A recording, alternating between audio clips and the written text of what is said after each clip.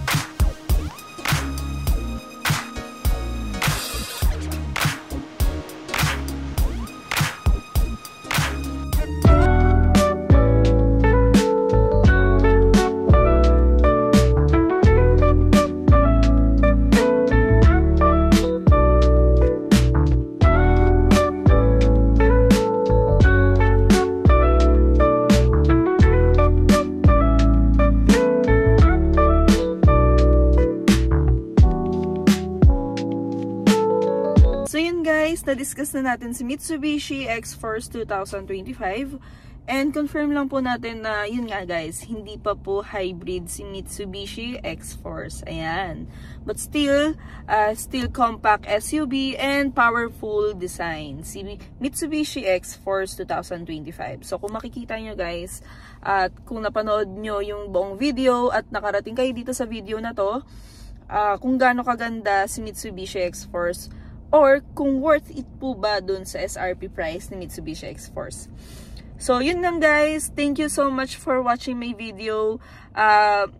Again guys, don't forget to like, share, and subscribe my YouTube channel. So, thank you guys for watching. At sa mga susunod pa nating video guys, please hit the bell button para at least updated kayo sa mga videos ko. So, yun lang guys. Please support my little vlog. So thank you so much guys for watching.